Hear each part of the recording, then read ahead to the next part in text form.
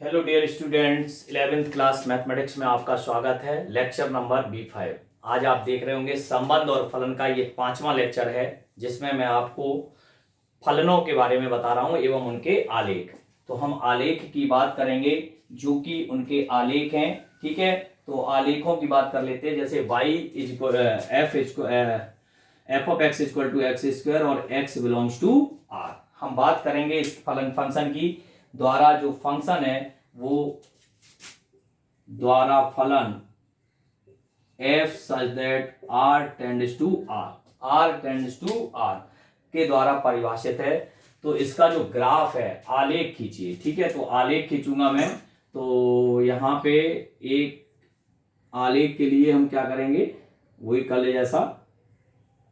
कल हमने आपको दो फंक्शन बताए थे, अचर फलन और तस्मक फलन। ये x हो गया और ये y हो गया।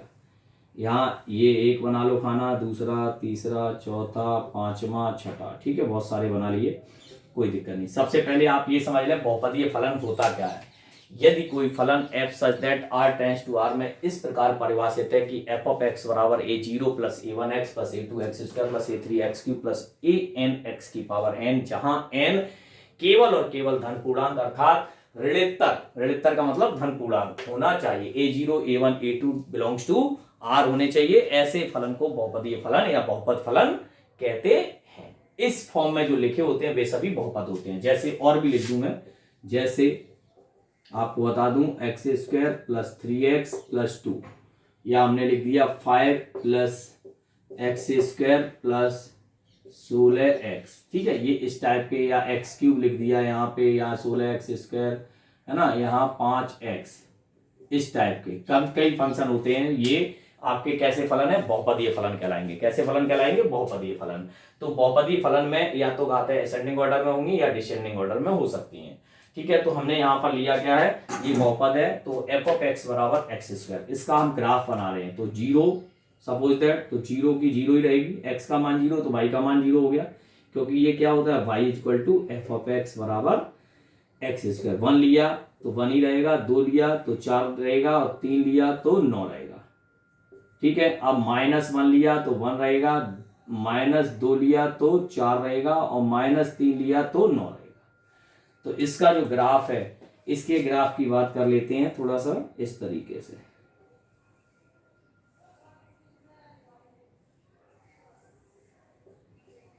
x और x डैश, y और y डैश, ये बन जाएगा।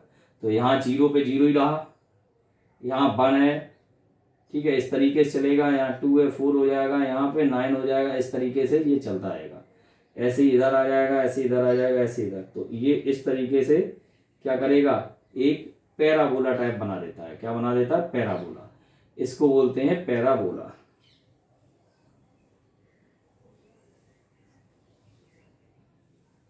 परवल है। ठीक है, क्या बोलते हैं, परवल है। और y इज इक्वल टू क्या होता है, एक्स स्क्वायर। तो ये जो फॉर्मेट होता है थोड़ा सा और घूम जाएगा, वो अपने आप जब आप ग्राफ पेपर पे बनाएंगे तो इसका फिगर सही आएगा। तो ये देखिए, इस तरीके का ग्राफ होता है, वो आपका पैराबोला का कहलाता है। ठीक है ना, तो इसमें आकृति बहुत सारी हैं, आप बना सकते हैं। इसके बाद आपका आता है परिमेय फलन। क्या होता है, परिमेय फलन। परिमेय फलन क्या होता है आपको बता दें। परिमेय फलन रेशनल फंक्शन, रेशनल फंक्शन। आपको फंक्शन के नाम भी अगर याद हो जाए 11th क्लास में तो ये बहुत बड़ी बात होगी। ठीक है, और फंक्शन के ग्राफ सीख गए तो ये और बड़ी बात होगी। तो आप सबसे पहले ये समझे परिमेय फलन हो क्या। जो फंक्शन जो है वो px अपॉन qx के फॉर्म में लिखा जाए, जहां qx डज नॉट इक्वल 0। ठीक है, जहां qx डज नॉट इक्वल 0 हो, px एवं qx एक बहुपद है। क्या है, बहुपद है। ठीक है, ये बहुपद के फॉर्म में होते हैं, जो px अपॉन qx के रूप में लिखे जाते हैं, जो x के परिभाषित बहुपदीय फलन है। कैसे फलन है, बहुपदीय फलन है। इसमें g ऑफ x परिमेय फलन कहलाते हैं। क्या कहलाते हैं, परिमेय फलन कहलाते हैं। ये हमने लिख दिया, परिमेय फलन कहलाते हैं। तो आप देख रहे होंगे कि यहां पर हमें जो स्पष्ट करना होता है वो यही है, और इसके लिए हमें जो भी फंक्शन दिया जाए उसके लिए हमें निकालना होगा। जैसे सपोज दैट एक एग्जांपल ले लेते हैं, फंक्शन ऑफ यहां पर f such that r minus r zero, ऐसे ही आएगा, हटाओ इसको छोड़ो। फंक्शन ऑफ एक्स बराबर 1/x, x does not equal zero, अर्थात आर इसके प्रांत यानी कि जीरो निकाल दिया जाए। क्या निकाल दिया जाए? जीरो। तो इसका जो प्रांत होगा f such that r minus zero tends to r, ये हो सकता है। तो कहने का मतलब ये है कि यहां पर जीरो को निकाल दिया जाए तो ये फंक्शन x बिलोंग्स टू क्या बन जाएगा? r minus zero. इसका जो प्रांत होगा वो r माइनस जीरो होगा, क्योंकि जीरो रख देंगे तो ये अनंत बन जाएगा, इसलिए इसका जो ग्राफ है वो थोड़ा सा उल्टा सीधा आएगा। इस ग्राफ को बनाने के लिए इसकी टेबल बनेगी। टेबल थोड़ी कठिन है, आपकी बुक में दी गई है, ठीक है, आप टेबल को देख सकते हैं, हम बनाएंगे नहीं, थोड़ा समझाएंगे केवल। x और y यहां पर मान लेते जाना है आपको। मान बहुत छोटे छोटे आएंगे, बहुत ज्यादा बड़ी वैल्यू नहीं लेनी है, जैसे इन्होंने -2 -1.5 ऐसे कुछ वैल्यू ली है। और इसका जो ग्राफ होता है वो मैं आपको समझा रहा हूं किस तरह आता है। तो इसका जो ग्राफ है वो इस तरह आता है, ठीक है ना, इसका जो ग्राफ है वो इस तरह आता है, ठीक है। तो अपना जो ग्राफ बनेगा, जितने भी फॉर्मे फंक्शन होंगे उनका सबका ग्राफ इस टाइप से बन के आता है, इस टाइप से और इस टाइप से। तो ये जो ग्राफ है इसके लिए हम बिंदु लेंगे, बिंदु बहुत छोटे छोटे, जैसे -2 -3 है ना, -1 0, इस टाइप से लेते जाएंगे। तो इनके लिए जो छोटे छोटे बिंदु आएंगे, क्योंकि 1/x आ जाएगा, तो 1/x में जब 1/2 का तो 0.5, जैसे -0.5 आ जाएगा। 3 का भाग देंगे तो कुछ इस टाइप से, तो बहुत छोटी छोटी चीजें आए, माइनस के 0.67 ऐसा कुछ आ जाएगा, है ना।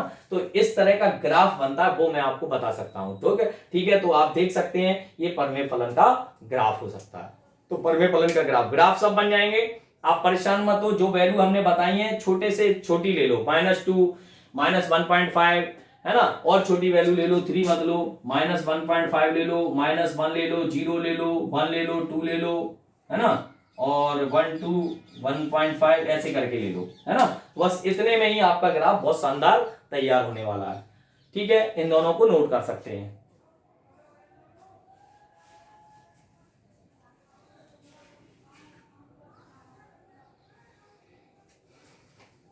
समझ में आ गया होगा आपके, कोई दिक्कत नहीं होगी।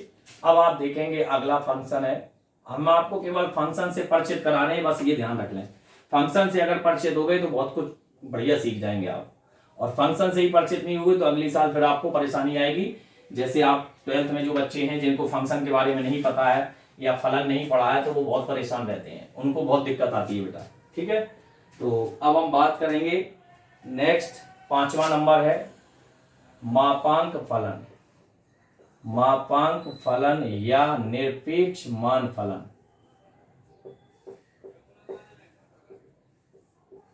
निरपेक्ष मान फलन, एब्सोल्यूट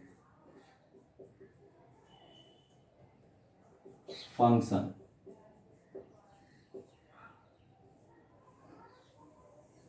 इसकी अंग्रेजी ये भी, और मॉड्यूलस।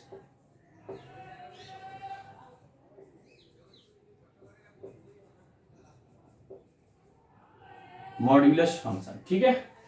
तो निरपेक्ष मान फलन क्या होता है? यदि कोई फलन f such that r tends to r इस प्रकार परिभाषित हो, इस प्रकार परिभाषित हो कि y is equal to f of x बराबर मॉड एक्स, ठीक है, y is equal to f of x बराबर मॉड एक्स। तो मॉड एक्स को जो फलन है इसे मापांक फलन कहते हैं, और y is equal to mod x को जब हम ओपन करते हैं तो ये दो कंडीशन में आता है, -x यदि x इज लेस देन 0, ठीक है, और x यदि x is greater than and equal 0। अब हम बात करेंगे यहां की, तो -x x greater less than 0 और यदि x is greater than and equal 0, तो ये इसका प्रतिबंध होता है, ये आप हमेशा ध्यान रखेंगे। ये कंडीशन बहुत काम आने वाली है, जो कि 12th क्लास में तो विशेष काम आने वाला है। क्या? जब x छोटा है, लेकिन मॉड्यूलस कभी नेगेटिव नहीं हो सकता है, हमेशा कैसा होगा? पॉजिटिव वैल्यू देगा। कैसी वैल्यू देगा? पॉजिटिव। कैसे? देखो, x छोटा है 0 से, तो x छोटा है 0, -1 ले लिया, तो माइनस माइनस क्या हो गया? +1। और 0 से बड़ा है या 0 बराबर, तो पॉजिटिव वैल्यू देगा ही। तो इसलिए मापांक फंक्शन जो होता है, मॉड्यूलस फंक्शन जो होता है, वो हमेशा पॉजिटिव डिजिट ही देगा, पॉजिटिव वैल्यू ही देगा। इसलिए इसका जो ग्राफ है वो हमेशा किस टाइप का बनता है, ये हम आपको बताने जा रहे हैं। तो इसका जो ग्राफ है मॉड्यूलस फंक्शन का कुछ इस टाइप से बनेगा। मैं आपको टेबल बनाऊं, पहले मैं टेबल बनाता हूं।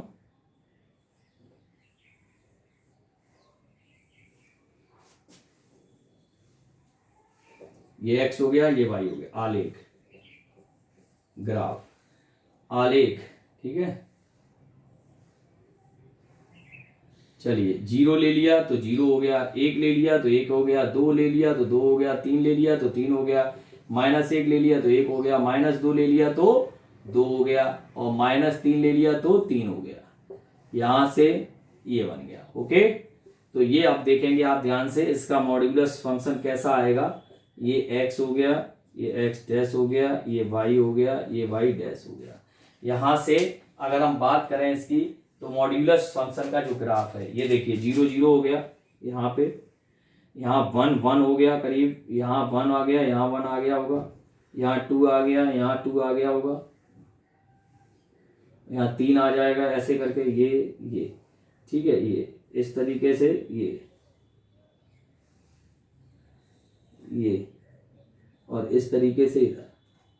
तो ये आप देख रहे हो, एक इस तरीके से जो आकृति बनती है, ये जो आकृति होती है, ये y बराबर x की लाइन हो जाती है, और ये y बराबर -x की लाइन हो जाती है। ये हमेशा ध्यान रखेंगे। ये जितने भी मॉड्यूलस फंक्शन होंगे, चाहे वो कोई सा मॉड्यूलस हो, चाहे mod x + 2 हो, चाहे mod x - 1 हो, चाहे mod x हो, ठीक है, इनका हमेशा ग्राफ कैसा होगा? कैंचीनुमा। कैसा होगा? कैंचीनुमा। तो आज से आप जान लें, मॉड्यूलस फंक्शन का जो ग्राफ है वो इस टाइप से बनता है। ठीक है ना? तो इस तरीके से आपको मैंने जो बताए हैं अब तक, इतने सारे फंक्शंस के बारे में बता दिया। एक फंक्शन आता है चिन्ह फलन, ठीक है, चिन्ह फलन, जिसका नाम है चिन्ह फलन। अंग्रेजी में से सिग्नम फंक्शन के नाम से जानते हैं, सिग्नम फंक्शन।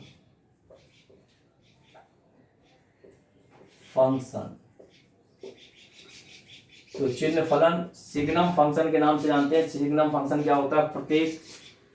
प्रत्येक x बिलोंग्स टू r के लिए, प्रत्येक x बिलोंग्स टू r के लिए कि जो सिग्नम फंक्शन है, function of x equal to क्या होता है वो देख लें, 1 यदि x इज ग्रेटर देन 0, 0 यदि x बराबर 0, -1 यदि x इज लेस देन 0।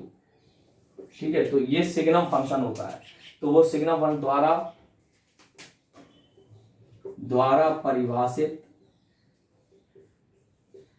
परिभाषित f such that r tends to r, द्वारा परिभाषित चिन्ह फलन कहलाता है, चिन्ह फलन कहलाता है। ठीक है, तो ये इसकी डेफिनेशन कहती है। डेफिनेशन में हम क्या करें, इसका जो प्रांत है वो क्या हो जाएगा? r। प्रांत क्या है? r। और परिसर क्या हो जाएगा? फिक्स है। परिसर क्या फिक्स है?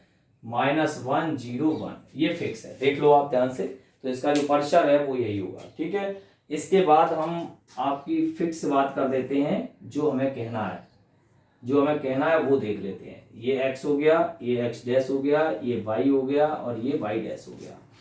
निश्चित रूप पर एक तो x बराबर 0 पे 0 ही रहेगा, और ये कह रहा है x का मान 0 से बड़ा। तो अगर x का मान 0 से बड़ा तो इसकी वैल्यू 1 रहेगी, तो ये यहां चला जाएगा। और ये क्या कह रहा है, देखो ध्यान से, x का मान 0 से छोटा, तो ये इधर चला जाएगा, ये -1 पे रहेगा। तो इस तरीके से ये फिक्स है। हमेशा चिन्ह फलन का जो मान है वो इस तरीके से आता है। ठीक है ना? तो ये y बराबर 1 हो जाएगा, और ये y बराबर -1 हो जाएगा, और ये क्या हो जाएगा? y बराबर 0। तो इस तरीके से आपका जो ये फंक्शन का क्या है, फंक्शन है, इसको हम इस तरह से भी लिख सकते हैं, f ऑफ x बराबर mod x अपॉन x, जहां x डज नॉट इक्वल 0। ये चिन्ह फलन कहलाता है, इसको हम सिग्नम फलन या x अपॉन मॉड x भी लिख सकते हैं। ठीक है, इसको आप नोट डाउन कर सकते हैं।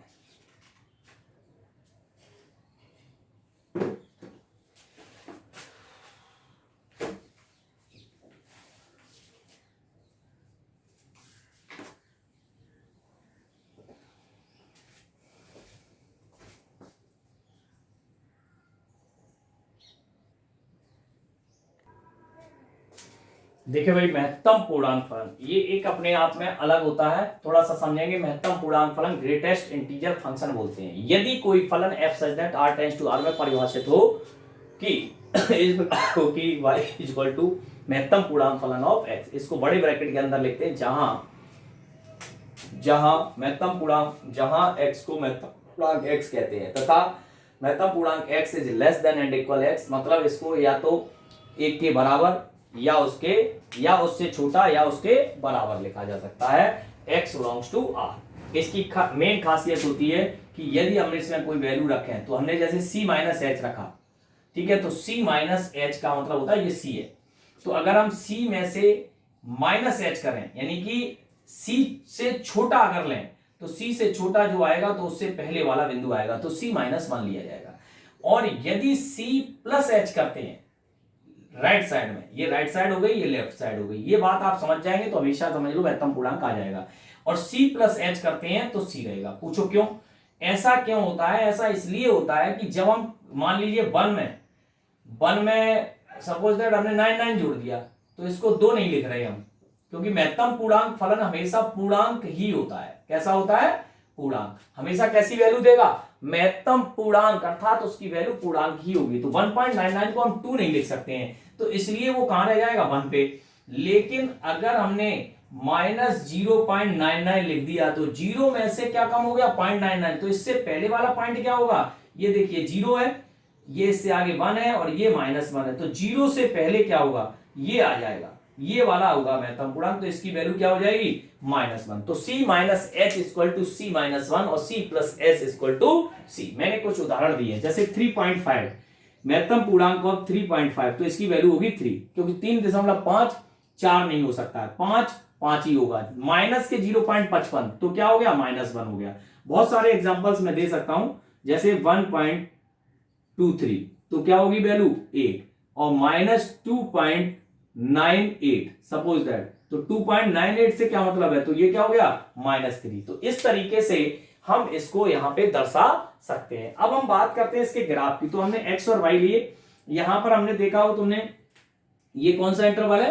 क्लोज, और ये कौन सा? ओपन। तो -5 को -4 में -5, -4 -3 -4, क्योंकि ये क्लोज है, इसकी वैल्यू शामिल है। -3 -2, इस तरीके से ये पूरा मैंने लिख रखा है। तो यहां पर भी ये 0 है, ये 1 है, ये 2 है, ये 3 है, ये 4 है, ये 5 है, इस तरीके से ये चलेगा, और ये 6 है। ठीक है, और भी वैल्यू जहां भी लिखना चाहें वो चारों तरफ लिख देंगे। यहाँ 0 है, यहाँ -1, या -2, या -3, ये -4, ये -1, ये -2, ये -3, ये -4। ठीक है, ये इस तरीके से सारी वैल्यू है।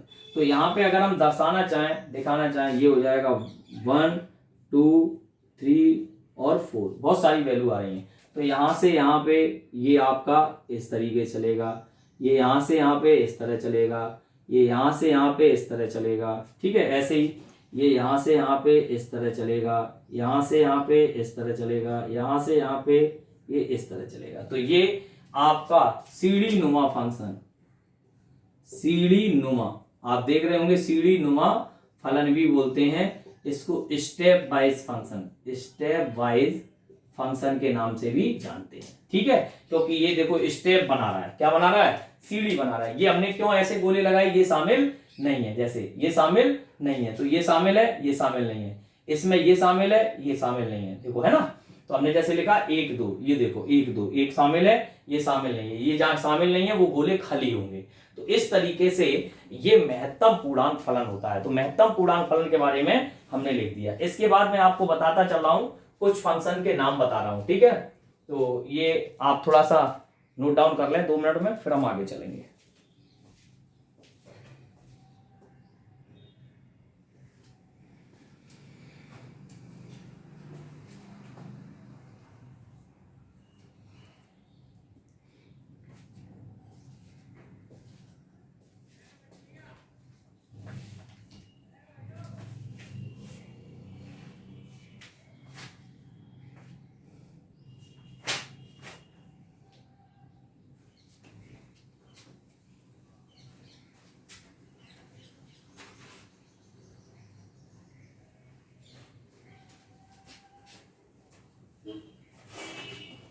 अब मैं आपको बात करूंगा कुछ चीजों की, जैसे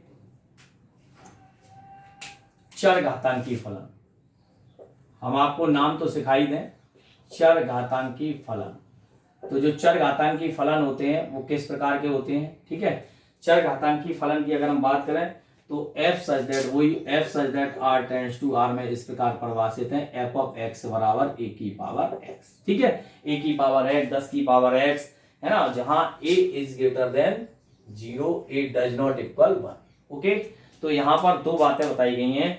तो फलन को चरघातांकी फलन कहते हैं जिसकी वैल्यू a बस 0 से बड़ी हो लेकिन 1 नहीं होनी चाहिए, ठीक है। तो यहां पर बात कर रहे हैं r से r में, तो ये जो इसका प्रांत है वो r है, परिसर भी r है। तो यहाँ पर f ऑफ x बराबर a की पावर x, इसका जो ग्राफ है वो इस तरीके से होता है, मैं आपको बता दूं इस तरीके से, ठीक है, चरघातांकी फलन का, ठीक है। एक स्थिति ये होती है और एक स्थिति और होती है, वो नीचे की तरफ होती है, वो इस तरह से चलती है, ठीक है। ये 0 पॉइंट, ये थोड़ा सा यहाँ पे गड़बड़ होगा,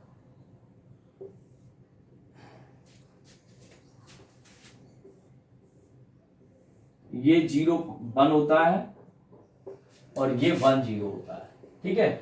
ये चरघातांकी फलन होता है। तो यहाँ पर आपको ध्यान रखना है, ये 0, ये आपका जो कट करता है ये 0 1 है, ये 0 1 है, और ये भी आपका 0 1 है जो यहाँ पे कट करता है। तो कहने का मतलब है कि यहाँ पर जो कट करता है ये जब जाता है तो ये ऊपर की ओर जाता है, ये जब जाता है वो नीचे की ओर, लेकिन दोनों ही फंक्शन, जैसे e के पावर माइनस x की बात करें तो इसको लिख देंगे 1/e के पावर x, लेकिन है तो पॉजिटिव, इज ग्रेटर देन 0। तो इसलिए चरघातांकी फलन सदैव जो होते हैं वो कैसे होते हैं, वो हमेशा कैसे होते हैं, वर्धमान होते हैं, वर्धमान होते हैं, कैसे होते हैं, वर्धमान, इंक्रीजिंग होते हैं, कैसे होते हैं, इंक्रीजिंग फंक्शन होते हैं। इसलिए इनका जो प्रांत है वो r और परसर 0 से अनंत होता है, यानी कि परसर प्रांत जो है वो r है और परसर जो है वो 0 से अनंत होता है, 0 से अनंत, पूरा r नहीं होता है, केवल और केवल कैसा होता है, 0 से अनंत। तो इस बात को भी आप ध्यान में रखेंगे, ठीक है। तो ये बात हो गई किसकी, चरघातांकी फलन की। अब मैं बात करता हूं दूसरा लघुगणकीय फलन। लघुगणकीय फलन, लघुगणकीय फलन, इनका नाम अंग्रेजी में लिख देता हूं एक्सपोनेंशियल फंक्शन, एक्सपोनेंशियल फंक्शन, और ये होता है लॉगरिथमिक फंक्शन, ठीक है। ये लॉगरिथमिक फंक्शन होता है लघुगणकीय फलन। लघुगणकीय फलन को हम f ऑफ, यहाँ पर f such that r plus tends to r, और f ऑफ x बराबर क्या लिखते हैं, log x बेस e, क्या लिखते हैं, log x बेस e, ठीक है। तो log x बेस e भी लिखते हैं, log x बेस a भी लिखते हैं, यहाँ पर a लिखा गया है तो कोई दिक्कत की बात नहीं है, a इज ग्रेटर देन 0, ठीक है ना। दूसरी बात यहाँ पर खास बात ये होगी कि लघुगणक फलन कहलाता है, इसमें जो प्रांत है वो हमेशा कैसा रहेगा, r प्लस, हमेशा पॉजिटिव रहेगा, कैसा रहेगा, पॉजिटिव, क्योंकि लघुगणक जो होते हैं केवल धन वास्तविक संख्याओं के लिए, किनके लिए, धन वास्तविक संख्याओं के लिए परिभाषित होते हैं, धन वास्तविक संख्याओं के लिए परिभाषित होते हैं। देखो अगर इस साल की बात करें तो पिछली साल हमारा नवा चैप्टर था 11th क्लास में ही लघुगणक, कौन सा था, लघुगणक। इस साल की बात करें तो ये एनसीईआरटी चालू हो गई है तो इसमें लघुगणक नहीं है, यहाँ पर पूरा चैप्टर था लघुगणक का जो कि इस साल 11वीं में मैंने पढ़ाया था और पिछली साल भी। कहने का मतलब है कि आरबीएससी में था लेकिन अपनी एनसीईआरटी में लघुगणक नहीं है। तो आपको ये ध्यान रखना होगा, लघुगणक के कुछ नियम भी होते हैं, जैसे लघुगणक के नियम होते हैं log m इंटू एन, तो log m इंटू एन क्या होता है, log m plus log n, पहला नियम। दूसरा नियम होता है log m अपॉन n, इसका होता है log m minus log n, और तीसरा होता है log m की पावर n अर्थात n log n। तो इस तरीके से आप देखें कि लघुगणक में धन वास्तविक संख्याओं के लिए ही ये परिभाषित होता है। तो इनके भी ग्राफ होते हैं तो कोई दिक्कत की बात नहीं, ग्राफ की जरूरत नहीं पड़ेगी। फिलहाल आपको ये ध्यान रखना है कि फंक्शन क्या होते हैं, मैंने आपको फंक्शन सिखा रहा हूं तो सारे फंक्शंस के नाम आपको बाकायदा पता होना चाहिए। अगर आपको नहीं है पता तो आप दिक्कत में आ जाएंगे और आप 12वीं क्लास में बहुत परेशान रहेंगे, ठीक है। अब बात आती है वास्तविक फलनों के बीजगणित, ठीक है। तो वास्तविक फलनों का बीजगणित मैं थोड़ा पढ़ के बता रहा हूं, आप लोग इस पे ध्यान देंगे, ठीक है। आप लोग इसको मैं पढ़ के ही बता रहा हूं और थोड़ा थोड़ा यहाँ पे समझाता भी चलूंगा। तो ये हम रफ कर देते हैं, उसके बाद मैं आगे चलूंगा। वास्तविक फलनों का बीजगणित। इसमें हम क्या क्या सीखें? वास्तविक फलनों को जोड़ा जाता है, एक घटाया जाता है, वास्तविक फलनों को अधिक से गुणा किया जाता है, वास्तविक फलनों का गुणा किया, वास्तविक फलनों को एक दूसरे से भाग दिया जाता है। तो वो ये कह रहा है एक दूसरे में दो वास्तविक फलनों का योग। अगर हम ये कहें कि f such that x tends to r और g such that f such that x tends to r तथा g such that x tends to r, दो वास्तविक फलन है। कैसे फलन है? दो वास्तविक फलन है। तो वो ये कह रहा है f plus g such that x tends to r। बिल्कुल, तो उनका योग भी क्या होगा? एक वास्तविक होगा। तो हम यहां पर किसी फंक्शन के लिए ले लें तो f plus g of x बराबर क्या पढ़ेंगे? f ऑफ x और g ऑफ x। क्या पढ़ेंगे? For all x belongs to r।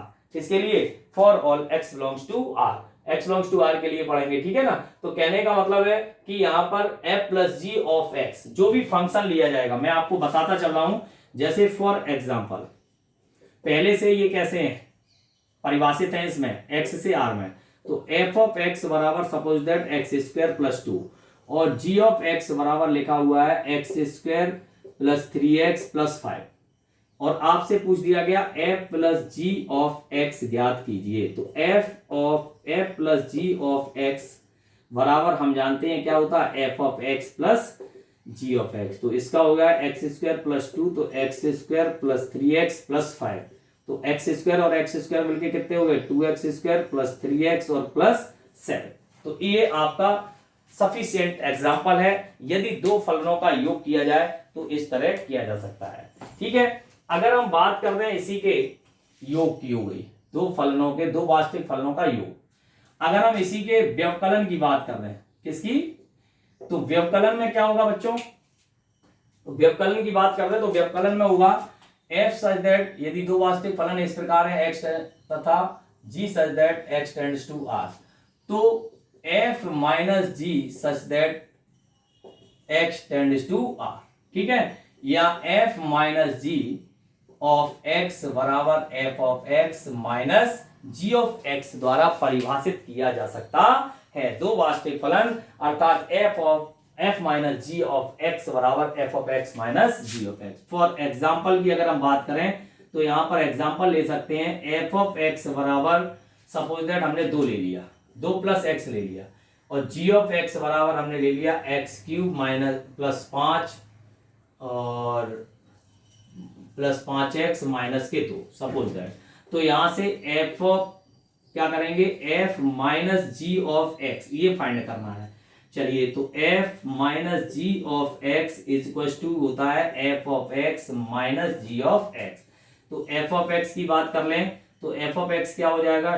2 plus x minus ये एक्स क्यूब हो जाएगा, ये माइनस है और ये प्लस 2 हो जाएगा। देखो ध्यान से, ठीक है ना?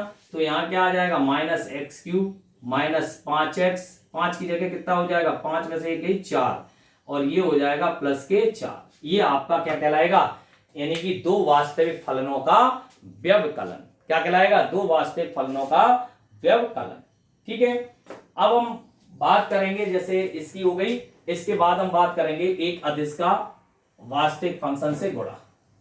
तो कोई भी फंक्शन है, कोई फंक्शन है f such that x tends to r है और अल्फा f ऑफ x है। तो यहां पर अल्फा f ऑफ x से मतलब ये है कि कोई भी आपसे पूछा जा रहा है suppose that f of x बराबर हमने दे दिया एक्स स्क्वायर प्लस 5। ठीक है, और आपसे पूछ दिया गया 5 f ऑफ x का मान ज्ञात कीजिए। ठीक है, तो 5 और एक्स स्क्वायर प्लस 5, तो क्या हो जाएगा यहां से? 5x स्क्वायर और प्लस के 25। तो कहने का मतलब है alpha into f of x बराबर क्या होगा? अल्फा एफ ऑफ एक्स, और for all x belongs to x से परिभाषित कर सकते हैं। ठीक है ना? तो ये इस तरह की भाषा है, कोई बहुत बड़ी भाषा नहीं है, कोई बहुत बड़ा वो नहीं है कि आप नहीं कर सकते हो। इसके बाद आता है गुणन।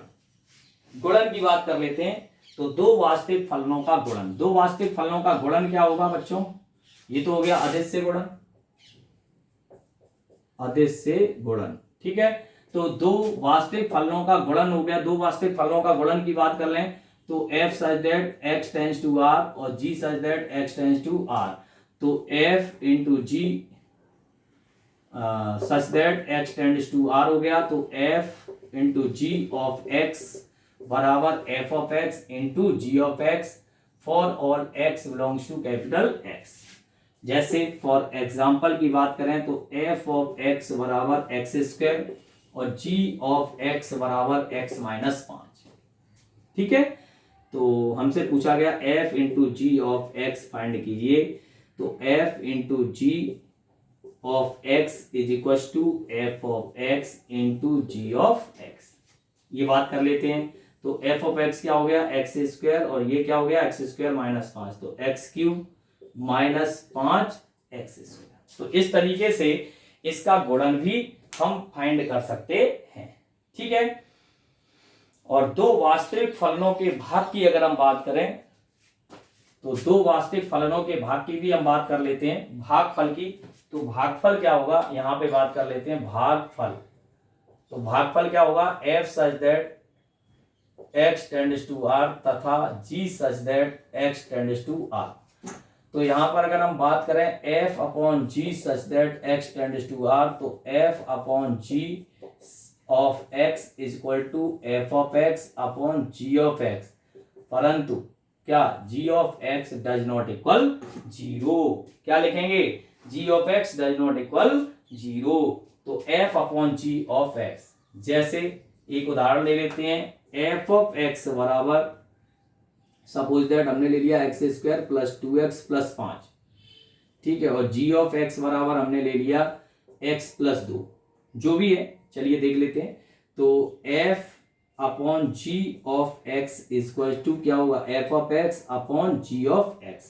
तो f ऑफ x हो गया x square plus 2x plus 5 upon x plus 2। तो हमें यहां बताना पड़ेगा, क्या बताना पड़ेगा, जब x बराबर नहीं है -2 के। देखो x बराबर क्या है -2, अगर -2 हो जाएगा तो ये अनंत बन जाएगा। तो भागफल तो संभव है, लेकिन कब, जब x बराबर नहीं है -2 के। तो यही चीजें हैं, जोड़ना है, घटाना है ना। तो अगली एक्सरसाइज में आपको संबंध के बारे में बहुत सारी चीजें देखने को मिलेंगी, है ना। तब तक के लिए आपने जो भी चीजें पढ़ी है, किसी फलन का परिभाषित होना और अपरिभाषित होना, ये भी आपको बता दूं। यदि कोई फलन x बराबर a के लिए कैसा हो, f वास्तविक हो, तो वह परिभाषित फलन कहता है। x y बराबर f ऑफ x, x कोई फलन x बराबर a के लिए a वास्तविक संख्या ना हो तो वो अपरिभाषित फलन होता है। अर्थात वहां पर कोई भी वैल्यू a का मान रखने पर, जैसे अभी हमने x बराबर -2 रख दिया, तो ये बेटा क्या बन जाए, कोई भी अपॉन में अगर संख्या 0 आती है तो उसको क्या कहते हैं, अनंत। आपको पता है।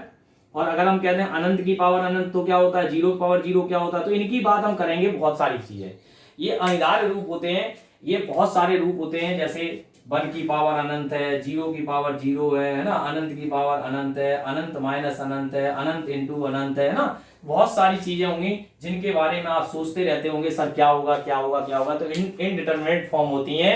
ये 11वीं क्लास में जब हम सीमा और अवकलज पढ़ाएंगे आपको, तो उस समय इनकी चर्चा जरूर करेंगे। ये 7 फॉर्म होती हैं। इन 7 फॉर्मों को बचाने के लिए हम क्या क्या करते हैं उसको आप देखेंगे। सीमा और अवकलज में आपको सब सिखाया जाएगा, ठीक है। तो आप धीरे धीरे ये जाने कि दो वास्तविक फलनों का योग, दो वास्तविक फलनों का अंतर, दो वास्तविक फलनों का गुणन, दो वास्तविक फलनों का भाग और एक अदिश का फलन से गुणा, किस किस तरीके से हमने ये किया है उसको आपने जाना है। आज आप क्या करेंगे, आज आप करेंगे इस पे आधारित जो मैंने चीजें बताई हैं उनकी प्रैक्टिस करेंगे, उनको रिवाइज करेंगे, ठीक है। और इसमें उदाहरण नंबर 16, उदाहरण नंबर 17 जो आज मैंने अभी अभी पढ़ाया योग और अंतर वाला, वो आप अवश्य ही कर लेंगे। दोनों उदाहरण आप निश्चित तौर पे कर लेंगे। मैं आपको पढ़ के बता दे रहा हूं। देखिए 16वां उदाहरण कह रहा है f ऑफ x बराबर एक्स स्क्वायर और g ऑफ x बराबर 2x प्लस 1। मैंने अभी f प्लस g दोनों सिखाए थे, दोनों को जोड़ देंगे। f minus g of x वो बताया था, f into g of x बताया था, f upon g of x ये रखे हुए। गुणन में तो बस f ऑफ x बराबर क्या दिया गया, एक्स स्क्वायर। हमने यहाँ पे क्या लिया था, हाँ एक्स स्क्वायर ही लिया। जी ऑफ एक्स बराबर इसने क्या दे रखा, 2x प्लस 1, हमने क्या लिया x माइनस 5। तो इनका गुणा करना है, ऐसे ही इसका भाग करना है, ठीक है बेटा। तो ये बहुत इजी प्रश्न है, बहुत ज्यादा कठिन प्रश्न नहीं है। ऐसे ही 17वें में f ऑफ x बराबर रूट x दे रखा है और g ऑफ x बराबर x दे रखा है। तो f plus g of x ज्ञात करना है, f minus g of x ज्ञात करना है, f into g of x ज्ञात करना है, f upon g of x ज्ञात करना है। तो हमने आपको अभी चारों एग्जांपल देके बताए हैं, ये चारों कॉपी पे भी नोट डाउन करने हैं और ये 2 सवाल आप अपनी कॉपी पे 100% कर लेंगे। ठीक है, कल आपकी एक्सरसाइज 2.3 कराएंगे, उसके बाद आपकी विविध एक्सरसाइज शुरू हो जाएगी, है ना, और विविध में थोड़े से क्वेश्चन हैं वो भी हम आपको करा देंगे। तो अच्छी एक्सरसाइज है ये, बस ज्यादा लंबी समय नहीं लेगी, ज्यादा से ज्यादा 2 या 3 लेक्चर में अब ये कंप्लीट होने वाली है। ठीक है, उसके बाद में आपकी शुरू होगी त्रिकोणमितीय फलन। ठीक है, वो थोड़ा लंबा चैप्टर है, तो इसलिए कल तक आप इसको कंप्लीट कर लें। आज आपका ये 5वां लेक्चर है, कल आपका 6वां लेक्चर होगा, है ना। आज इसको कंप्लीट करें। Thank you so much.